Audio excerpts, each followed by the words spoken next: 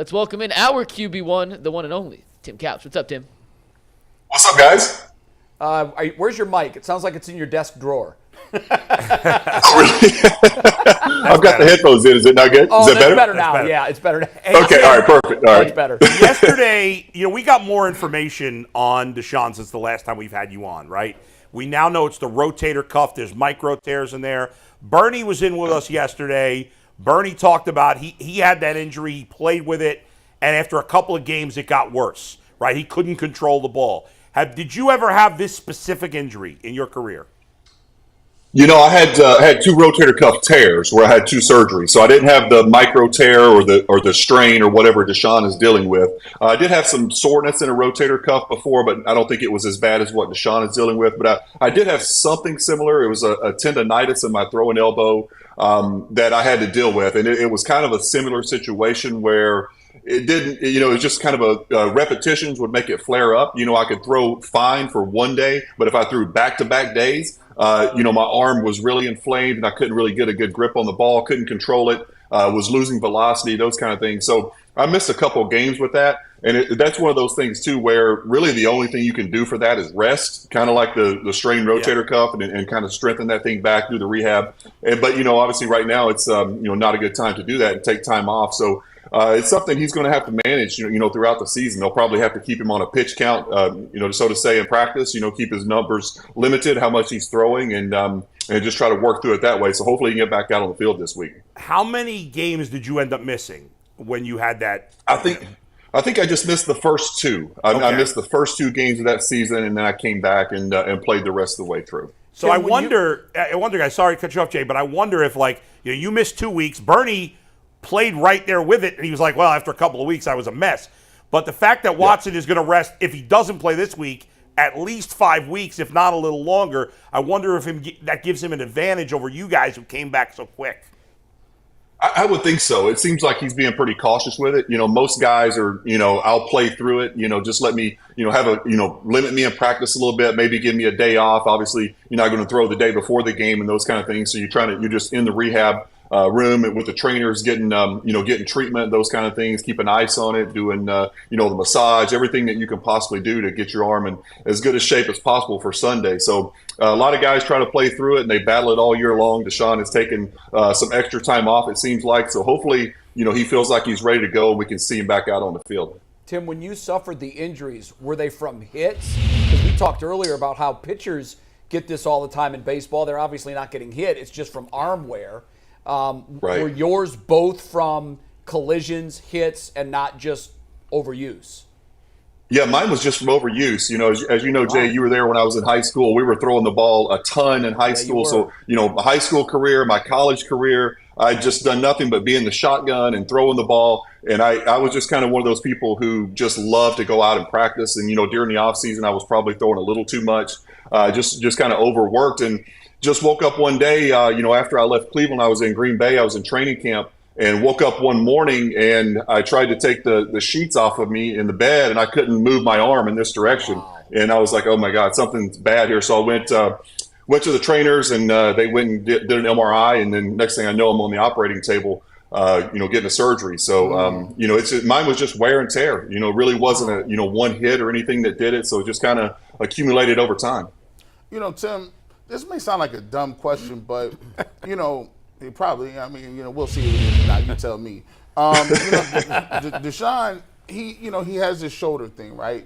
As a quarterback, is there a specific way they teach you to fall if you get hit in order not to hurt? Like collarbone's a really big one, your shoulder gets jammed in or your elbow. Is there a specific way that you can kind of roll or move, or if you take a hit, do they teach you how to fall where you may not put all of the pressure or land on your shoulder, which is your moneymaker? Yeah, definitely so. The coaches I had did anyway. I think it's, it's one of those things where you obviously, when you're falling, the first thing you want to do is kind of put your arm down to brace yourself. Yeah. And, that's kind of the last thing you want to do because all the weight of the defender is coming down on you as well. So, you can, hurt your wrist, an elbow, a shoulder, whatever when you land like that. So it's more of a, when you're going down, just trying to tuck that shoulder so it's not a direct hit on it. It's so you're just trying to there's definitely an art to it. I think you kind of get used to it as a player, even if you don't have a coach working with you on it. You just kind of learn how to fall the right way. When you're a body's on top of you, you're going down. You just kind of tuck that shoulder, make sure, I just tried to make sure I didn't take a direct hit on it. That's really about all you can do. I'm not sure if Deshaun is, they work on that still, if that's something he's ever done, but certainly we used to do it back in the day for sure. Tim, when you talk about when should Deshaun return, I want to go back to the Baker thing because I've seen this a couple of times, and I don't think I've talked about it with you since you've been on. To me, Baker played last year because he did not have a couple years ago because he didn't have a contract, and the Browns and Baker were trying to figure out a contract. Deshaun has the contract. How much of a difference does that make when you've got that kind of money guaranteed in a guy in terms of when you bring him back as opposed to a couple years ago when there was no long-term guarantee and you were trying to figure out what he was worth? Yeah, I think that plays a big role. I think you got $230 million guaranteed. You feel like you can take a little more time off. And, like in Baker's situation where, he's trying to get the contract extension. He's trying to get one of those big deals. And, he went out and played through a really bad injury. And, he probably hurt himself, doing that, because his play was subpar. His accuracy was off. His velocity on the ball was off. He didn't look like the same player from the year before when he took the team to the playoffs. So Baker probably hurt himself doing that. And that's kind of the fine line as a player. You have to decide, am I going to be able to go out and play through this injury and be effective enough to be, I know I'm not going to be 100%, but can I be somewhat, how far down, how big of a drop am I going to take from what I'm used to the level I'm used to playing at? Or am I actually going out there and am I hurting my football team because I can't throw the ball, I can't throw certain routes, I can't throw, over a certain distance or, those kind of things. So it's a fine line you have to weigh, contract and money and guaranteed money, all that stuff certainly plays into it, I would imagine. So, we've definitely seen both sides of it with Baker and Deshaun, what they've both had to work through with that. But, some guys make the decision, I'm going to play no matter what. I don't want to have give anyone a chance to go take my job. I'm going to be out on that field. And they're out there every week regardless. And then some guys say, I'm going to, just let this thing heal up and come back as the best version of myself. Well, the beauty in this case is no one's taking his job. No, certainly not. Exactly. Yeah. They're tied together for 5 years, whether either party likes it or not. So, one more win for P.J. Walker, and he might. And we could have a quarterback controversy. That's one thing we can eliminate on the drama sheet for the Browns this year. That's not going to happen. Tim, we saw him throw at practice yesterday, and it was what you would expect. Not a lot of arm velocity, and I'm sure that was by design. They weren't going to let him go out there and rev it up to 8,000 RPMs right away. But everything seemed short. Nothing had zip on it. Was this a case, do you think, where they wanted him to go out and throw a little bit and then wait and see how he feels when he wakes up today? Yeah, I would think so. I think you kind of ease back into that situation. Let's go out and throw some of the short to intermediate passing game. Nothing where you're putting a lot of velocity on the ball. It's more about timing and rhythm, just getting the football out of your hand and just kind of getting a little timing back, getting used to the speed of the game a little bit. And then, if you wake up tomorrow, how does it feel? Is it inflamed? Can you go out and do those same throws again? Or are we taking a step back? So I think it's just kind of dip your toes in the water and test it and just kind of go from there. So I think it's kind of going to be that way for the next few weeks, at least with Deshaun with that type of injury. And, those kind of injuries can flare up easily on you. You push it a little too far. You throw, too many, routes where you have to put a little velocity on the ball. You take a direct hit on that shoulder. There's so many things that can set you back if you're not 100% healthy with an injury like that. Tim, what do you look at? If the Browns are going to make a trade, we're 11 days, I believe, till the trade deadline. Looking at this team right now, if they were to make a deal, what do you think is more important? A better backup quarterback, a running back, a wide receiver, maybe even a left tackle? I don't know. What would you say, looking at this team, would be the biggest need to you? Whew, man, we kind of need them all, don't we?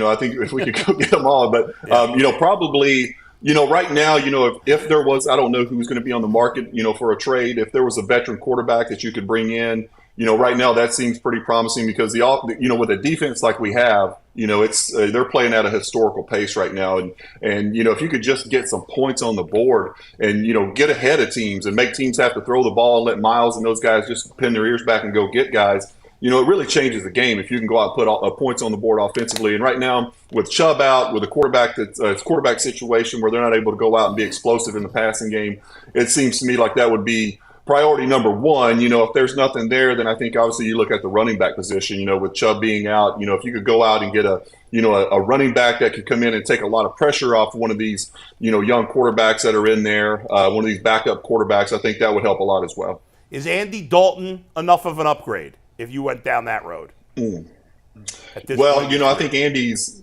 Yeah, I don't know. I think Andy's obviously, he's been around. He's won a lot of football games. He's obviously familiar with the division.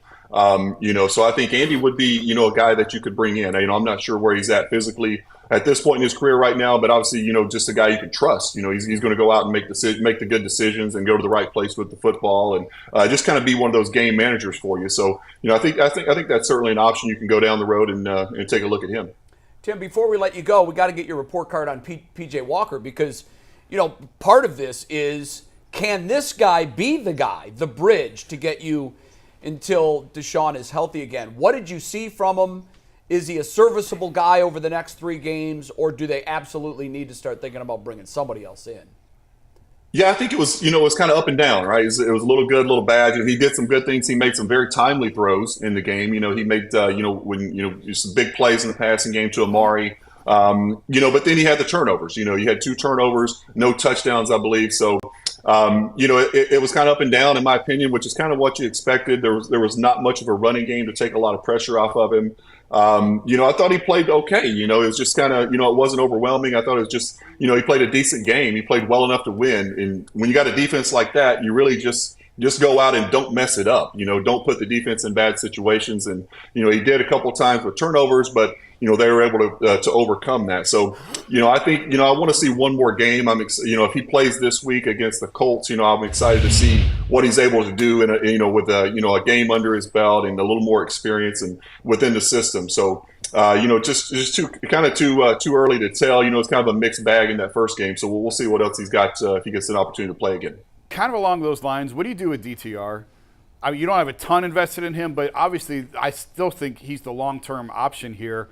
So do you have to do anything to rebuild him? Do you go back to him at some point?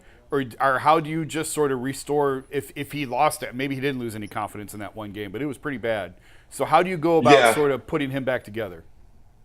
Yeah, I think it's, one of those situations where, for a young player, you can really break his confidence, giving him too much too early and he doesn't go out and have a lot of success. So I think it's bringing him in, putting him in situations where he can, have a little success in the game. If he has to come in, give him some easy throws. Let's just start out and, get him some screens, some slants, some quick game, get the football out of his hand, get the tight ends involved. Those are always easy throws for quarterbacks.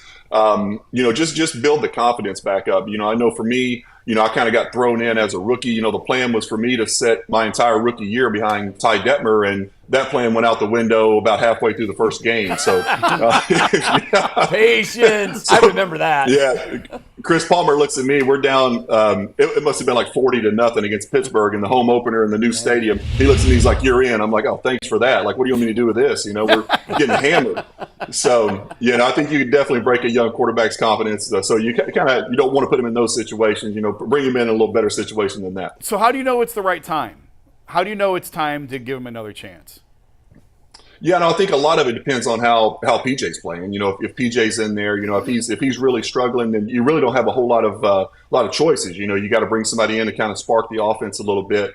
So, at this point, the way their quarterback situation is, it's kind of, you don't have an opportunity to let him sit if PJ's not playing well and Deshaun's not healthy. He has to go in the game and try to get something going. But there's ways to, if he has to come in to build that confidence, like I was saying, just make the game a little more simple for him.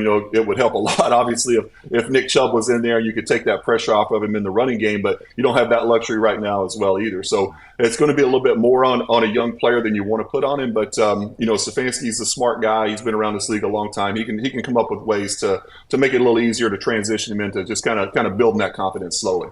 Tim, as we say goodbye, because we were so good with our picks last week, I'd love to get your pick this week. Is this a victory for the Browns on Sunday? Yeah, I'm going to take the Browns in this one. I just think, with a backup quarterback in for the Colts and Minshew, I think the way the Browns are able to play defense, I think they'll get after him a little bit. I think they'll be able to stop the run game and kind of put the game in Minshew's hands, and then let Miles and Big Zadarius Smith and those guys go pin their ears back and go get it. So I'll take the Browns in this one. All right, very good. Tim, thank you very much. We'll see you next week, man. Appreciate it. All right, Tim. thank you guys. Appreciate it. See you.